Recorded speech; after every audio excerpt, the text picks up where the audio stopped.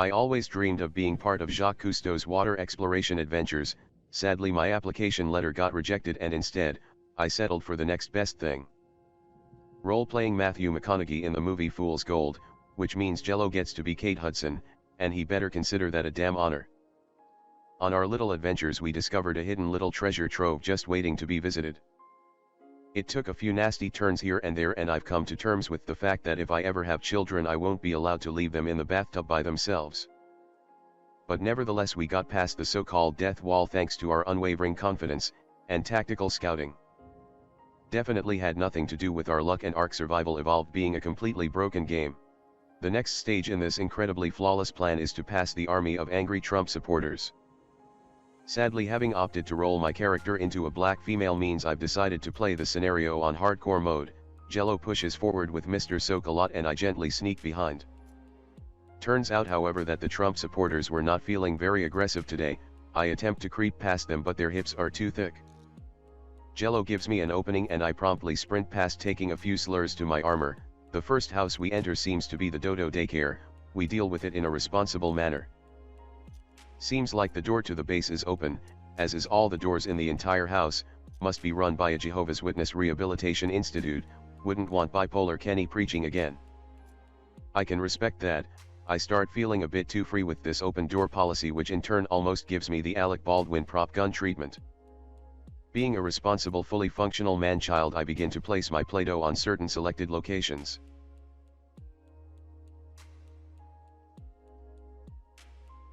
Look at Jello over there, just having the time of his life. He's gonna make a beautiful wife to some lucky man one day. The Play-Doh is placed and it's time we bippity-boppity back the fuck up. The detonation goes off and all the turrets go down. Honestly, nothing beats the smell of gunpowder and stripper glitter. We take a look into the cryo-fridges only to find an abundance of trash. If it isn't a unicorn named Paul or a penguin named Kowalski, I'm simply not interested. I would paint them both pink and bring them with me everywhere. Anyway, that being said, there is one thing that we will be taking, and that happens to be the great American currency known as bullets. There was in fact so many bullets we ended up having to slot cap 3 genetically modified Kentucky Fried Chicken birds. So there we were, casually dealing with the dirty part of the job before feasting on the meat run to come, when our very own hobgoblin Aegon snuck into our freshly raided water expedition. His intentions were unclear, you see, because playing with Aegon is a little like playing Russian roulette. Sometimes he enters the room with good intentions such as helping the team. Other times however he straps into his gimp suit and treats everyone within a mile radius to a Quentin Tarantino scenario. Today he apparently woke up and decided that the theme of the day was murder. So before we knew it, that little walking pandemic had strapped on his Mexican wrestler mask and decided to straight up steal our meat run. Was I pissed off? Sure, maybe a little bit, but you see, there is something very charming about this gimp-suited wank barrel. He has the ability to find incredibly odd people and then out of the goodness in his heart actually try and help them.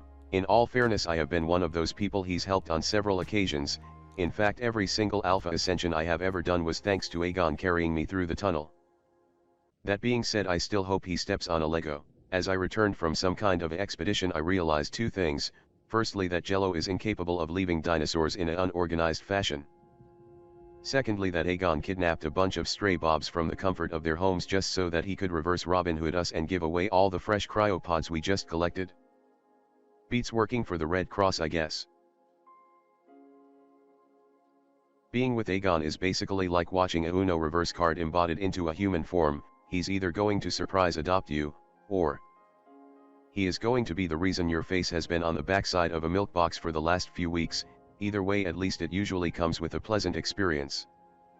The Oompa Loompas seem to be happy and loaded with new fun things to experience. They get on their new ice Kit Kats and head out. Happy days all around. It's a new day and I'm feeling confident. In fact, I'm feeling so confident I've decided to show off my do-it-yourself furry costume, and you better believe I am rocking the Barney the Dinosaur apparel. So while I was out and about looking for buildings hosting pink flamingos, I found this atrocity. Knowing full well something like this would decrease the value of my cross sark, I opted to promptly have a word with the residents, seeing as I could tell they were home.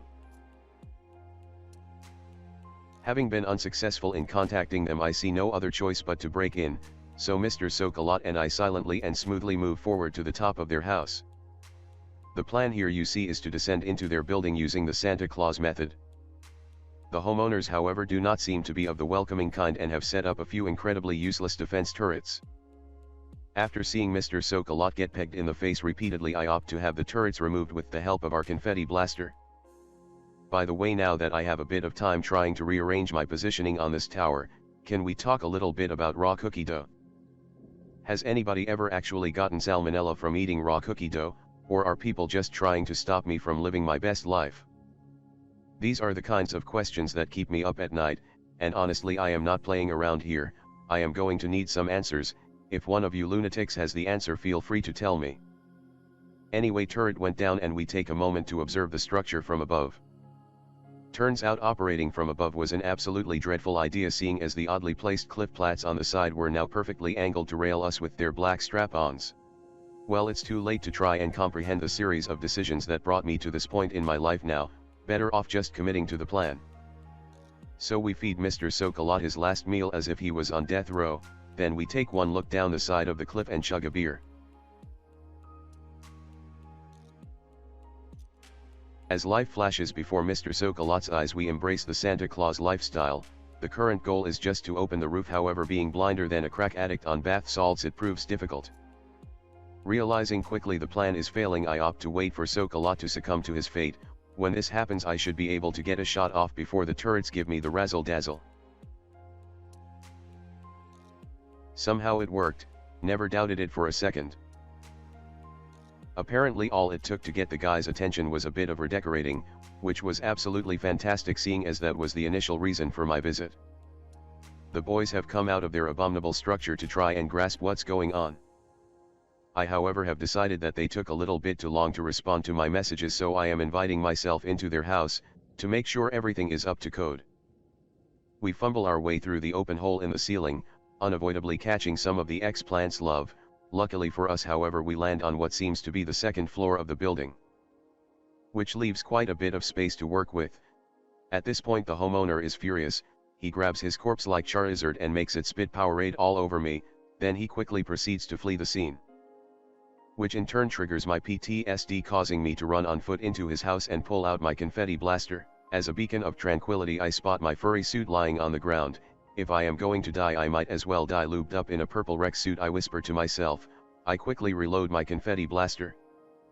Suddenly Mr. Powerade guy returned for round 2, but this time I decided I would give him the facial treatment. As is tradition, the idea was good, the execution however needed some refinement. In short, I missed and now I found myself on the lower floor. As I experienced what it was like to be black around American policemen, I quickly put myself in a corner. Knowing full well this was the end, I promptly decided to place some of my remaining Play-Doh on any surface available to me. I may not have won this battle, but I sure as hell wasn't going to let them keep their interior design. The chaos was incredibly fun. Sadly I was out of Stegos and the boys were not feeling like talking, so I left the guys alone. That's it for this episode. Hope you enjoyed watching. See you in the next one.